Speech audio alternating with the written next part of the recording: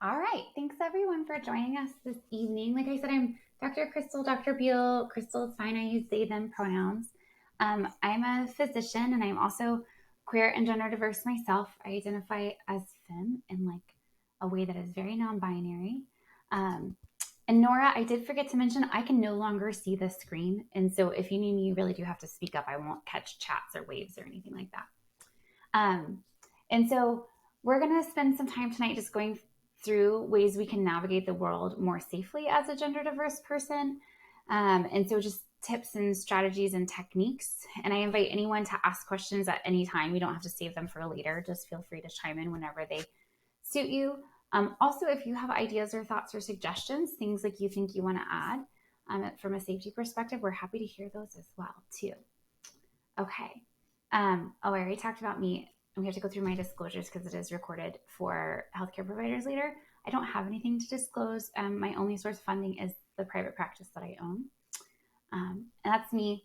That was when I was going into the OR for a surgery and I got misgendered multiple times um, by the staff. So that was very fun, especially because I used to work there.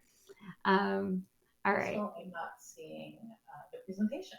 Oh, you can't see the presentation. Oh, I forgot to share the screen. I forget to do that all the time. Thanks, y'all, for reminding me. Okay, let's see. I always forget that part. Here we go. Now we have to go back so you can see how cute I was at the. There we go. Can you see the screen now? Perfect. Yes. Okay, so we'll go back.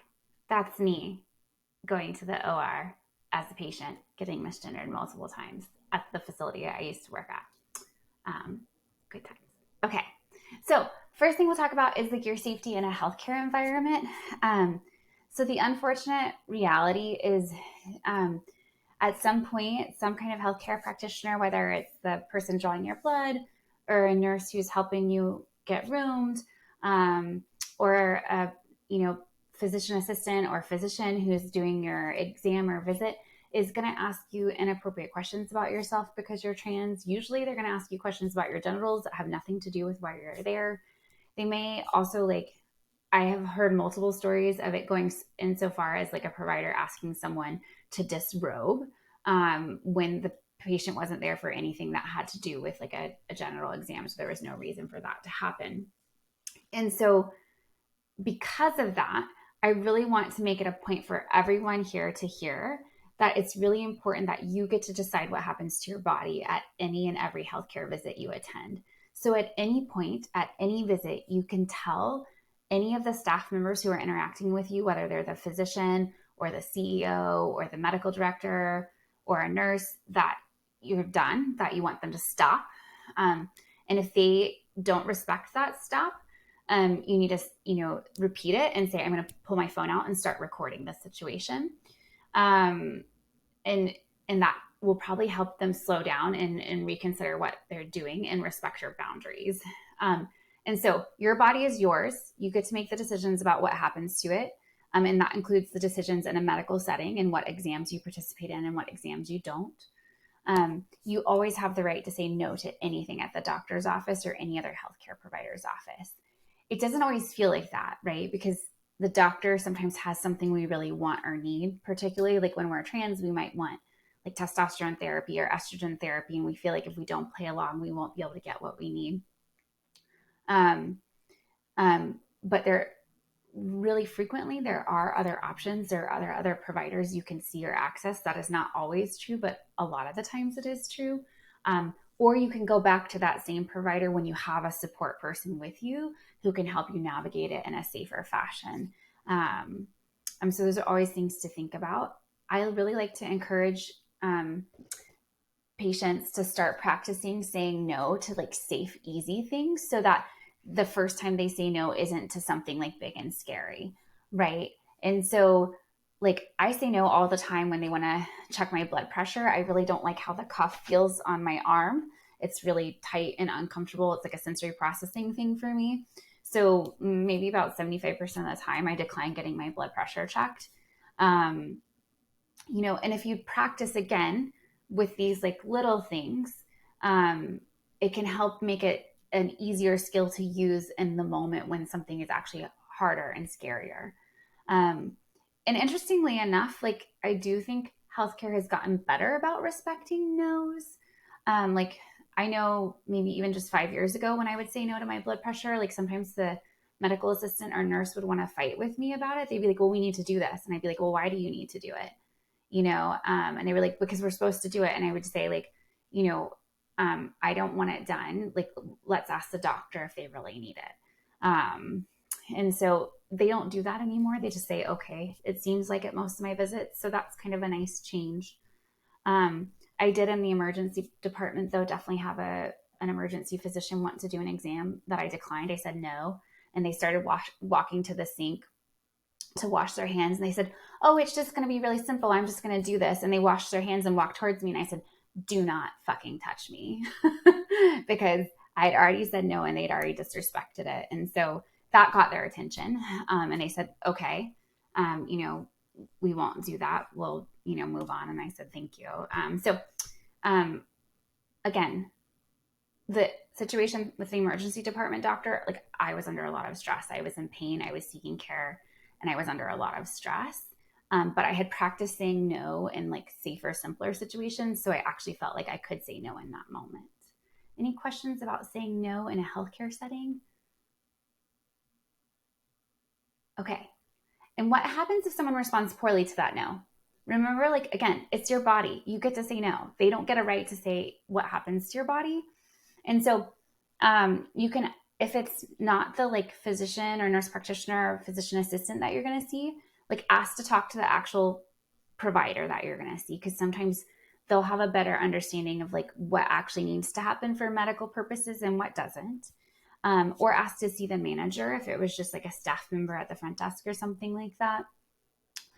Also, if you're, a young person asking for your parent or guardian to go back with you, if the situation has become distressful or uncomfortable for you, or even just a friend or a partner, or any kind of support person who can go with you. Certain local nonprofit organizations do like peer support. So you can have another trans or gender diverse person go with you to your visits, and they're really just there to like support you and be an advocate for you.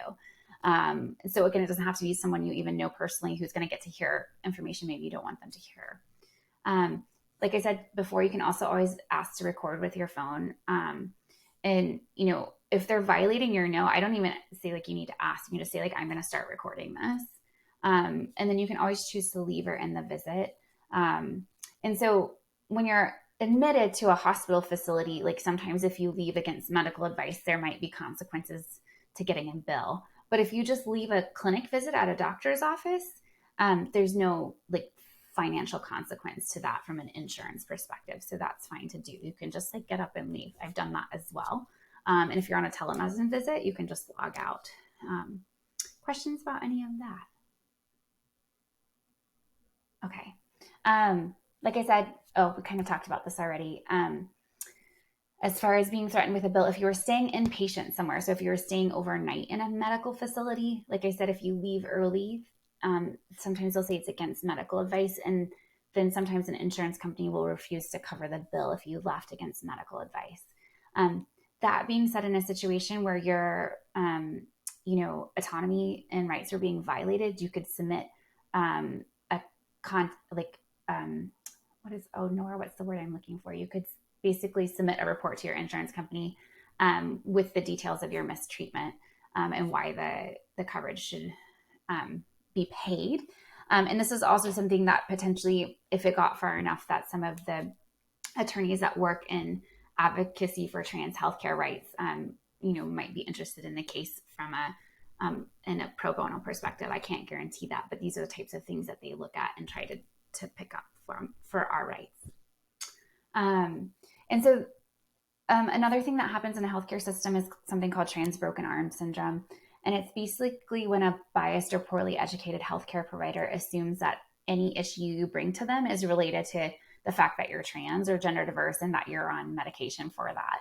And so kind of when we're saying it's like someone comes in with a broken arm and it's because they fell, and then their doctor says it's because they take testosterone. right? And the two are completely unrelated. And so if that's the answer you're getting from someone about your healthcare, it's probably because they just don't know enough about taking care of gender diverse patients, or, they're ignorant and biased. And so whenever possible, just like ask for a second opinion or go see someone else. I know that can be hard in the context of like if there's another provider or specialist in your area, if you can afford like the visit, if you can afford the time off school or work. But in general, that would be my advice, to try to like seek a better option. And you can try to like decrease the amount of research you have to do on your own. If you have a hormone prescriber or mental health provider who's established in your area, they may know some of the specialists or other doctors or providers in the area that are going to be a better option for you. And so checking with them before you go see someone is also a good idea too. All right. Well, we have a question. Yeah. How would one go about filing a report? And I quickly answered it depends on what happened and in what kind of facility. With the provider, the first line would be going to their supervisor. Yeah. So chime in. Yeah, it really, Nora is exactly right. It depends on what kind of report you want to file. So you can file reports at like the healthcare facility.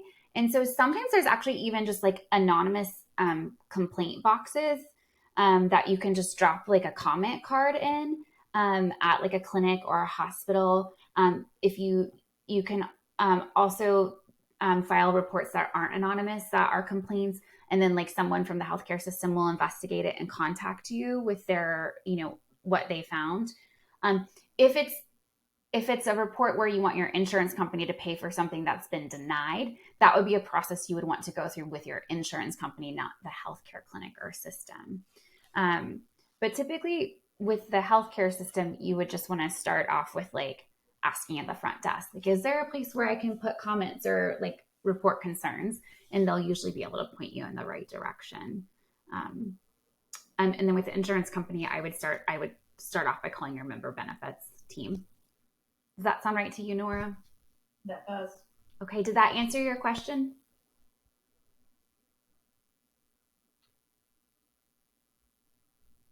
No response yet. Okay. Yes, it did in chat. Great. Okay, and does anyone else have other ideas for safeties in a doctor's office or a visit? Things that they've done or tried before?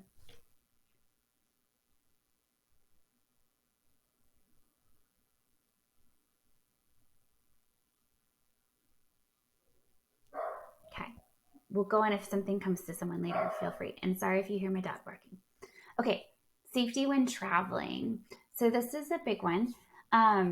So if you're flying and you're flying domestic, so meaning staying in the United States, things to think about with your medicines. You want to keep all your prescriptions in the originally labeled container and if you have injectables, store your injectable supplies with those.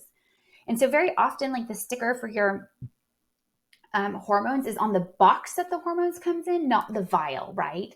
And like, I know I throw away those damn boxes all the time.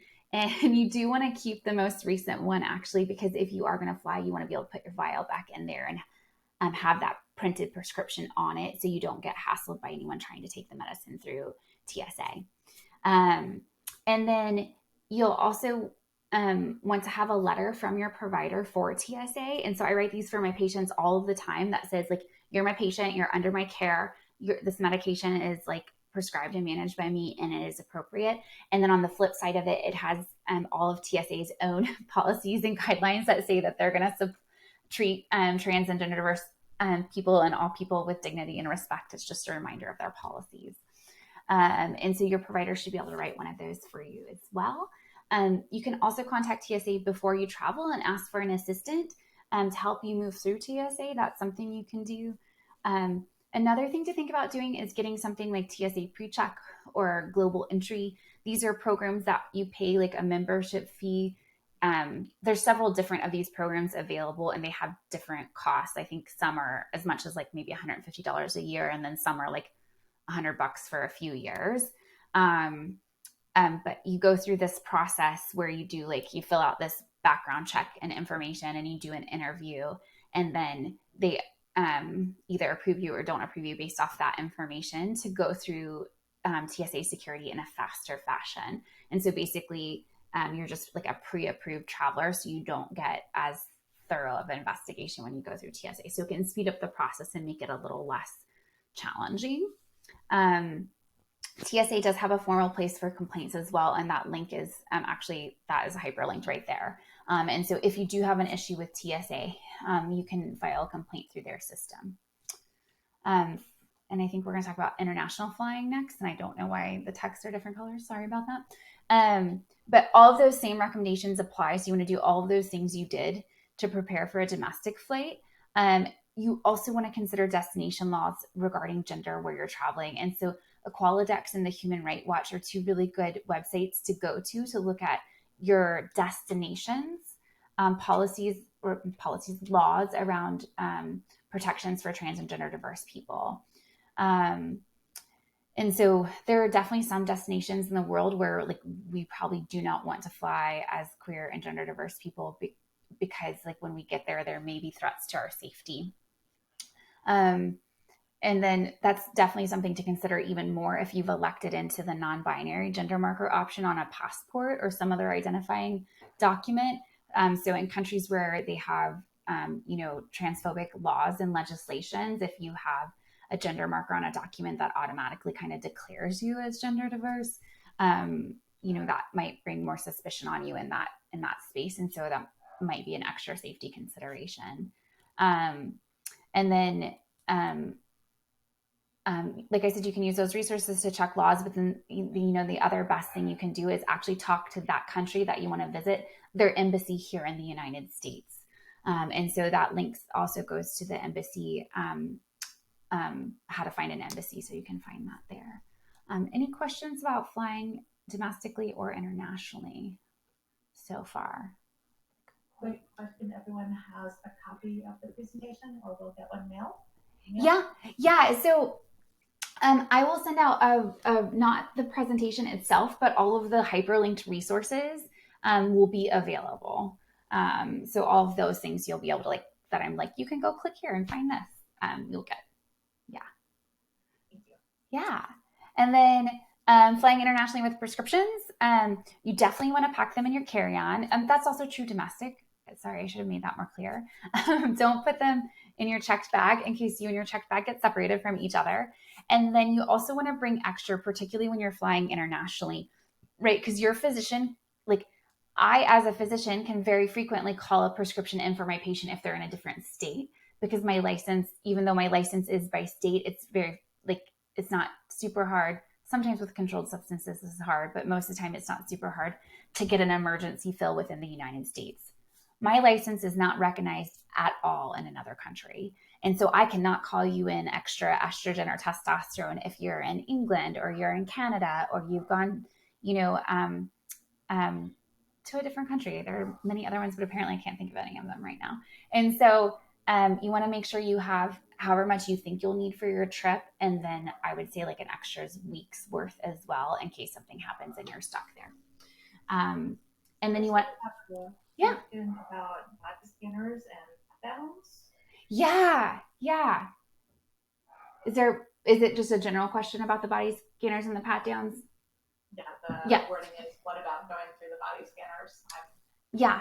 In congruence with their pre-programmed gender. So that is actually being pulled out of the programming currently. So TSA has made an announcement that they're removing the requirement to put a gender into the body scanner system. And so that actually should stop being an issue. And I should have mentioned actually in that letter that your provider writes for you, I actually, if my patients wear a packer or a binder or have any other prostheses or have had any kind of surgeries, I will actually talk to the patient about whether or not they want me to write that down and explain that is an expected part of their medical care.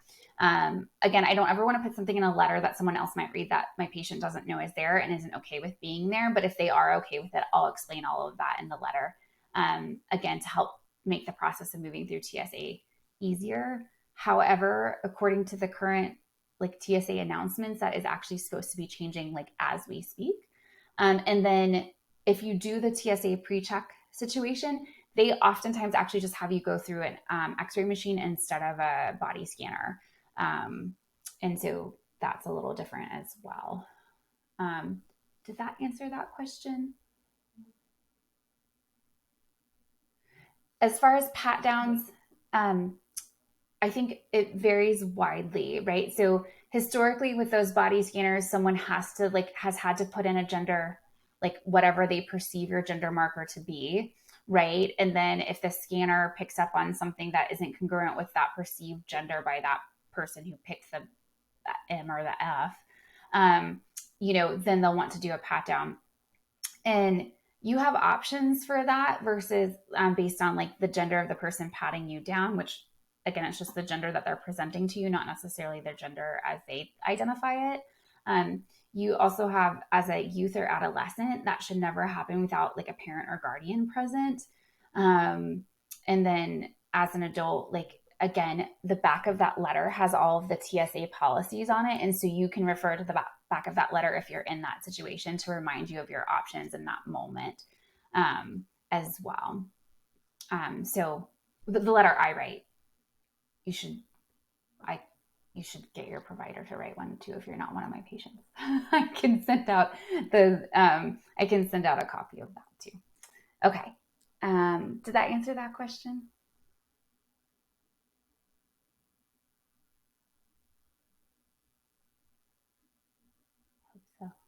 Yes. Okay. Thank you. Great. Perfect. And then, okay, back to prescriptions when you're flying internationally. Okay, we talked about it earlier. You want to make sure it's got that sticker with your name and the actual prescription and your doctor's name and all of that information on it, right? So you need those originally labeled containers. And then not infrequently, I actually recommend patients actually have like a copy of their prescriptions, or their medication list with both the brand names and generics written out with all of their dosing signed by their doctor as well. So just getting like your medication list signed by your physician or healthcare provider, whatever type they are. And then a note on letterhead from the prescribing doctor as well for any controlled substances, which is going to be testosterone primarily in our work, and any injectable medication. So that might also be estradiol. And generally, it's like most ideal if that letter can also be translated into the language of the country you're traveling to. And so that is typically something like you would have to help facilitate finding a translator for that process. So when like someone needs a translator for a doctor's visit, like they speak a different language or they use sign language, the healthcare provider is like legally required to provide that service. When you need a document translated for travel to a destination, we're not. And so you would have to like facilitate getting it translated. I have historically put things in Google Translate for patients before, but I always worry that there's going to be something like horribly mistranslated. And like, I don't want you not being able to access, a required medication at a destination because Google Translate didn't do it right. So I tend to recommend actual translators for that. And usually that's where contacting the embassy, like we talked about previously, is really important part of the process because they can help facilitate that part. Questions about any of that?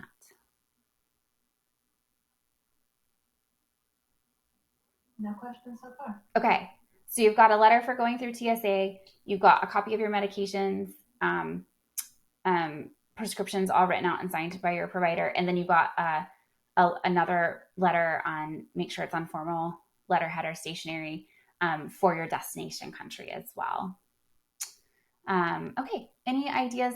And maybe we didn't talk about driving places. I think maybe we'll talk about that later, actually. So any questions about like flight travel safety?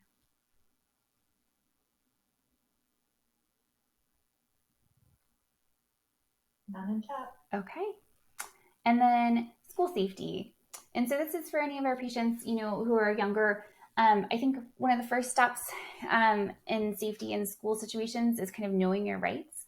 And so you can consult with your local ACLU, Lambda Liga, or check out the Trans Equality website to like look up the actual like legislative code in your area. And then having a plan at your school. And so Gender Spectrum has an amazing gender support plan and a gender communication plan. These are two like PDFs that you can take with you to like your guidance counselor or your school administrator. And it has like every single thing like the school and you need to think of about being at school as a trans person. So it's like, how are teachers going to use your names and pronouns, and what bathrooms are you going to use, and what locker rooms, and sports participation, and like safe spaces and support and stuff like that. So they're really amazing and detailed. And I highly recommend them, even if you don't want to take it to your administrator or your guidance counselor, just for you to look over, to like think about all the things that you should consider while you're at school and like going back to school. Gender Spectrum also has like a really great educator resource, a school and transition guide, and a frequently asked question about bathroom that, again, I think are stellar resources for you to offer your school or school administrators. Another thing to think about at school is potentially having a safety buddy. So if you are experiencing bullying or you're just feeling like less safe, having someone in your gay straight student alliance, if you have one, or just like a close friend who moves with you through the hallways when you're like between classes and things like that. Also, if there's not a student that's an option for that, or that doesn't fit for your situation, I'm considering a faculty advocate. If there's someone like one of the teachers or the guidance counselor, or if there is someone who is on your side, having that person to be available to go to. And then kind of at any point in this process, if trying to navigate your current school situation just isn't fitting for you or is causing you like more distress than it's worth, there's always also considering transferring or doing online schooling as well, which isn't always an option for everyone, but with COVID, online school has actually become quite a bit more accessible for everyone, although it isn't always as ideal for our social situations. And then I think a really key part of being safe in school is like you need at least one adult that you can have open communication with, whether that's your counselor, guidance counselor at school, or a counselor outside of school, whether it's your hormone prescribing doctor, whether it's your parent, whether it's just if there's like a local community support group for trans people and there's an adult there that feels safe, or an aunt or a grandparent or whomever it is, there needs to be at least one adult that you can talk to openly about everything that's happening. Because you do need to be able to tell someone if you're being bullied or if the teachers aren't respecting your name or pronouns. We had an administrator, one of my patients wasn't approved to use the bathroom of their gender in the facilities, but they had a separate bathroom that they could use that's like a single stall that was for faculty, but it was really far away from all of their classes. And also it just others us, right? It makes us stand out for no good reason. And so he chose to use the bathroom at his school, and then the administrator pulled him in to the office and had a conversation with him about his genitals without his parent or guardian there, which is absolutely inappropriate. And so again, like when these kind of things happen, you want at least one adult you can talk to. So trying to find that person. And then having regularly scheduled check-ins with that person can make it easier and safer to talk about the scary, stressful things when they do come up. So if you've had an opportunity to communicate with them often and frequently when things aren't as big or scary, it makes the big, scary conversations easier to have. And then if you're ever feeling unsafe in a situation in school, this is like always my answer anytime you're feeling unsafe, is just start recording the situation. So you pull your phone out and start audio-visual recording. Leave the situation as soon as possible. And whenever you're recording, like there are recording laws in most states, they vary widely. Like a lot of times you are supposed to tell people or ask permission to record. My advice on this is if you feel like it's going to make you less safe to tell someone you're recording, you do not have to, and you can still record because you felt like your safety was threatened in that moment. It's not, and you can deal with whatever consequences of that happen later. Leave the situation as soon as possible, and contact that support person, that support adult we were talking about, as soon as possible. School staff should not discuss your school rights without your guardian present. So school administrators shouldn't be talking to you about like whether or not you have the right or to use a certain bathroom or locker room without a guardian or advocate present for you. Questions about any of that?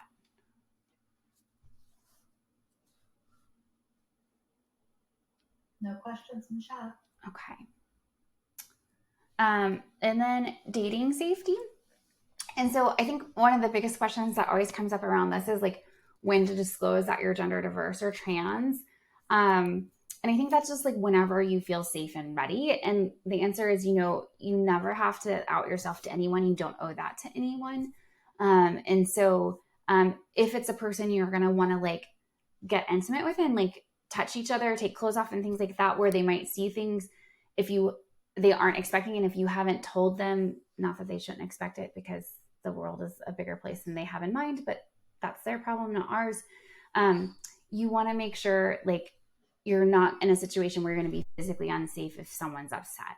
And so if that is something you see coming down the road for the person you're dating, then you probably do want to talk to them, even though, again, you don't owe your coming out to anyone. But if we are going to have this conversation, definitely you want to have it when you're in a public space and everyone has their clothes on, like all of their clothes on.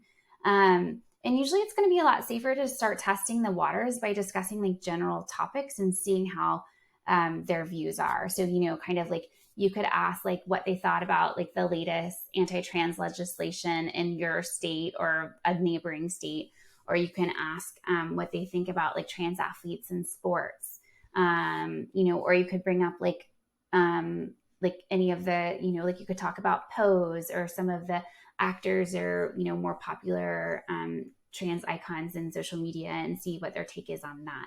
And if they're having like a positive affirming reactions, like that's going to give you some information that potentially this is going to be a safer person to disclose to. And if they're having really negative reactions or they're really anti, us, it's going to give you a clue that like telling this person about your gender identity is probably not going to be a safe step for you. And so you'll want to kind of move on. And then if you are, there's also an option too, if you're meeting people online, like if you're doing a dating apps, of course, some of you are under 18 and there's not usually apps for you at that age. But for some of you, if some of you are over 18 on apps, always choosing whether or not you want to put your gender identity in the app is a choice that you get to make as an individual. Some people really like to just post it so they don't have to have these conversations, and they don't have to like deal with people who aren't going to be affirming or interested. That does run the risk though of definitely getting like people who kind of they're called chasers, so people who kind of fetishize trans and gender diverse people, and they can see some really horrible things as well. And so kind of like making that choice and that decision really is up to you as an individual. I think the other thing to think about is like which apps you're using, because certain apps are going to be catered or more directed towards LGBTQ populations versus like just general dating. And so the ones in the more LGBTQ vein is going to be probably a safer space overall. Okay. Then once you're actually on a date, tips like when you're meeting people for the first few times, you want to meet them somewhere public. Do not go to their home, and maybe don't have them in your home for the first date either. You want to provide your own transportation whenever possible to meet someone. And so you want to like, take your own car, take a bus, get a ride from a friend or a family member. I live in a place where I actually walk a lot of places. If you are going to get in a car with someone that is newer, in your life, you do want to make sure you take a picture of the car that has the make and model of the car in it with the license plate. And you want to send that to like your safety person that you've notified that you're going on a date with. And that safety person, basically, it's kind of like hiking and wilderness safety. So we're going to apply it to dating. So you're going to want to leave the name of the person you're going on a date with, the location of the date, and then when you plan to check in with a person you trust. And basically, you're going to have a plan that if you don't check in, they're going to try to call you. And if they can't get through to you, if they don't pick up, then they're going to call typically, I know the police is not ideal in our community, but a lot of times that would be the next step. Alternatively, if you have a community where your community feels like they'll come and check on you in that environment where you were supposed to be, that is also potentially an option, but that needs to be pre-negotiated. And then any questions about any of that, or ideas or thoughts?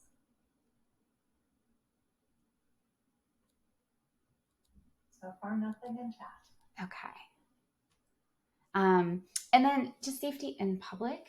And so definitely always just looking for places with safe space signage is a really great option for us. And so sometimes you'll see like rainbow safe space signage. It's oftentimes a triangle rainbow that says safe space. Places that have LGBTQ flags or trans pride flags, stuck on their windows are really good, places to think of maybe as safer. You can also look up local LGBTQ business associations and see businesses that have paid money to be part of the association. Oftentimes they're owned by LGBTQ people or owned by allies. And so, checking out those business directories and maybe choosing the places you go based off of what's in those is a good option as well. There's a fairly new, I don't really know if it's an app or just a web page. I'm getting old, so I don't know the difference between these things anymore.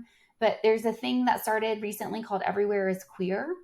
And this person is trying to basically drop a pin at every kind of LGBTQ safe space. I know in the United States, I don't know if they're going to do the world as well, but you can check that out as a resource. Refuge Restroom has been around for a really long time. And that's a place where there's single stall or gender diverse bathrooms available. And then Google Business Listings has also started letting business owners flag it as an LGBTQ owned business as well. So that's another resource as well.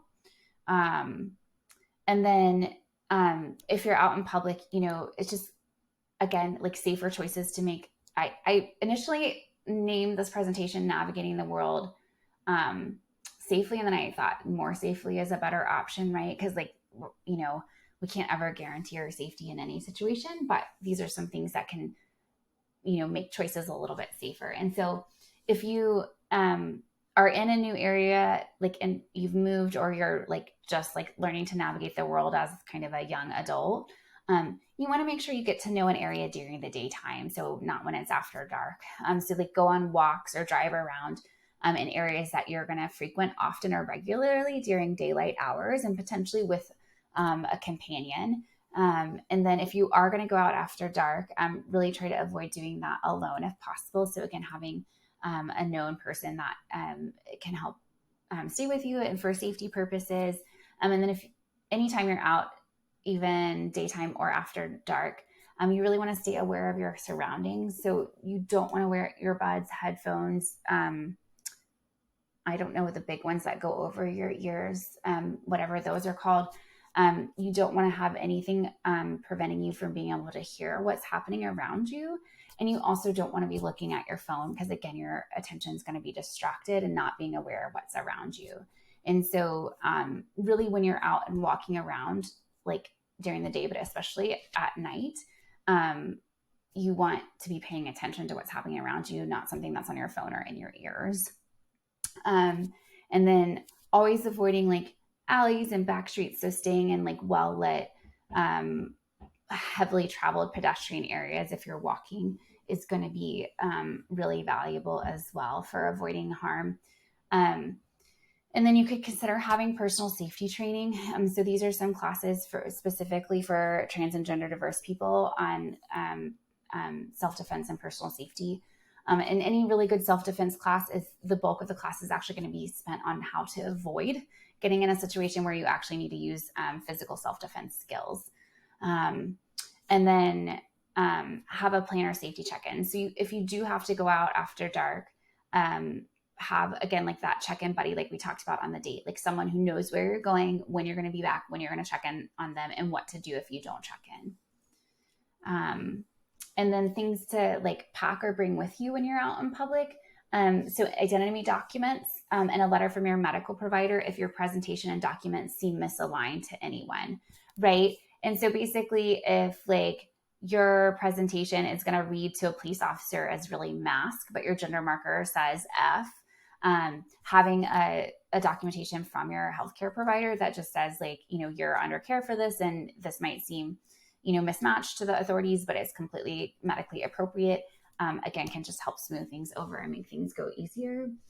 Having a noise making device, so a whistle, a personal alarm. So if you are feeling threatened or unsafe, you can start making noise to get more attention.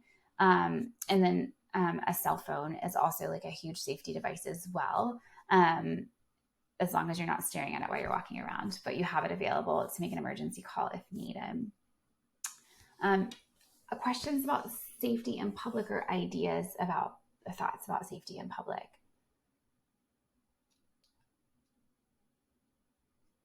Nothing in chat so far, and I put up the link to Everywhere is Queer. Oh, awesome. Both the website and on Insta. Okay, awesome. So like maybe, I don't even know that if that is an app or not. But anyways, I think that, the biggest thing whenever, We do have a question on what was the bathroom one? I think it's refuge. Yeah, refuge restrooms. Yeah. I think the biggest thing, I think about the public safety stuff a lot, particularly when we travel domestically. So when we drive places, me and my family and my partners, we live in Seattle. And so there is violence against trans people here in Seattle. But it always feels, we know this area really well. We know where we are. We know our neighborhood. Like we do all of those things I just said in the context of like not going down certain streets, not being out after dark and things like that. Not that that's always a guarantee. Like we've definitely had people attacked like really close to some of our like most affirming areas, unfortunately. But I do really think a lot when we travel outside of the city, particularly one of my partners is like very obviously trans to most people. And like when we're in more rural areas and stuff, like I just generally like say we all need to be together if we're going to go to the gas station and run in and grab snacks, or like go to the grocery store and pick up groceries for our trip or something like this. Right. Like I definitely have passing privilege. Like no one's going to know my gender until I open my mouth and tell them. And so that is something like for me to consider when we're in spaces that like I worry more about my partner's safety at times. And so all of those kind of apply, those public safety things apply when we're traveling as well. And I think the having a buddy is probably my biggest priority one is in that situation. Other questions or ideas?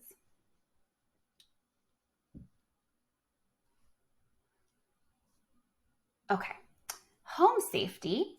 And so this is definitely a harder one to navigate, especially as a young person. And so if your family is willing to consider family counseling, that's an amazing option or opportunity if you can manifest that. Family counseling is usually all about working on communication techniques within a family. And so, that can be really, really helpful if you're having a hard time talking to your family in a way that feels safe. Also knowing just like all of your local support network. So whether that's friends, extended family, a local LGBTQ nonprofit, or LGBTQ youth shelter or housing organization, is going to be really important to know those resources as well. If you have like an LGBTQ student association at your school, is something to consider as well. And then if you're really feeling unsafe in your home environment, like thinking about potential for moving out. And so whatever like resources there are for you for that, if it's like staying with friends, staying with extended family, or potentially like accessing some kind of LGBTQ youth housing program. And for patients who are under 18, that's obviously a harder decision. A lot of times at that age, it's still hard. A lot of times when we're even over 18, I always ask my patients who come to me to consider, would they be kicked out of their house if their parents found out they had decided to start gender affirming medical care? That does not mean I wouldn't prescribe for them. It just means like I want them to have thought about that and have a plan of where they would go if that were to happen, so that we're not suddenly like, in a hole with no ideas of what to do. And then I should have put this on here too. Obviously, if you're feeling physically unsafe in your home, reporting that to like your safe adult that you do have. So the person that, you do feel safe sharing things with, because they're going to like need to help you navigate whether or not you need to report, like threats to your safety, to, like CPS or anyone else. Know that if your safety person that you see as an adult is a healthcare provider, like your mental health counselor or your hormone prescriber, they will be a mandatory reporter if they think you're getting abused. So if you tell them that you've been physically or sexually assaulted in your home, they will have to report that, to CPS. So like know that that is true if that person is also a healthcare professional. If they are, a mentor or a family member or a friend, they are not necessarily a mandatory reporter. So how you two navigate that together might look different. I would mention that teachers are also mandatory reporters. Yes, thank you. I'm sure guidance counselors and school administrators are as well. Yeah. Nora, do you have any other thoughts about home safety? Oh, sure you do. Not offhand. Okay. Okay. And then questions about that from anyone?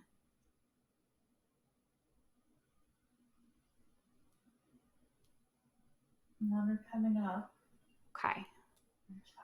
And so then I think the other thing to think about is just like, now that we've talked about all the crappy, shitty things that might happen, how do we take care of ourselves, like navigating and moving through a world where these are potential things that could happen to us? And that's really going to be working on like building our resiliency and coping strategies.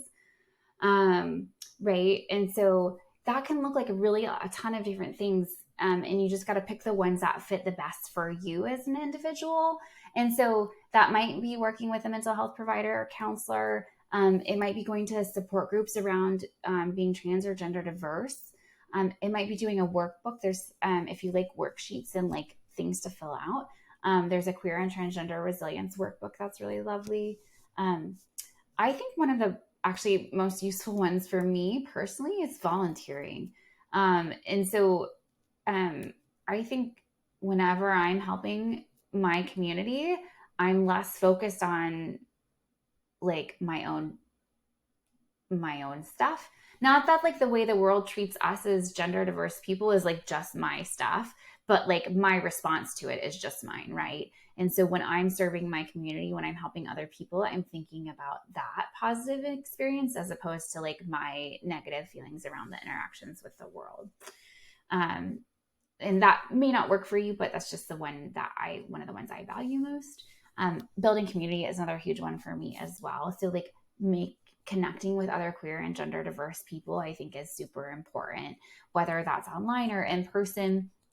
Having other people who like share a similar experience with you and like who you don't have to explain what it is like moving through the world as yourself too is going to be like huge. Limiting social media and news can be super, super important too. Right? We can get a lot of really negative things inundated with them when we look at news or social media. And so setting like some like either setting your feeds so that they only give you things that feel affirming or positive for you, or like limiting the amount of time you do look at kind of more general news or information can be really helpful. Setting boundaries is going to be really important with your community and with your family and with your friends, right? So really setting good boundaries that allow you the things you need to take care of yourself with other people you're in relationships with is going to be important. Practicing forms of self-care, whatever that looks like for you, whether that's, playing video games, going for a walk, reading a good book, exercising, practicing a hobby like crafting or cooking or baking or fishing, and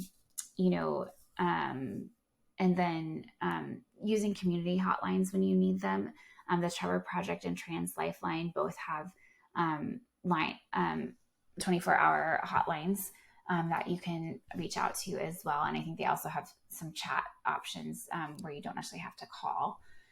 So those are important too. And then for anyone who it has multiple marginalizations, whether that is like race, ethnicity, other health conditions, neurodiversity, whatever that is, like building community with people and who share like those multiple marginalizations, or at least who share some of them, is going to be really important as well in resiliency building. Additional things to think about for resiliency building. If you like to read, there's some reading resources here. How to build resilience as a queer person, and then Our Story, Our Voice, the Resilience of Queer AAPI People. So this is some really beautiful stories in there as well. And then finding any of your local like LGBTQ or Pride organizations to, again, find community, build community, or volunteer with is going to be really fabulous. Similarly, for your local PFLAG chapter as well, is going to have opportunity for community building, connecting, and volunteering. Any questions about any of those, or ways or ideas you like to like build yourself up?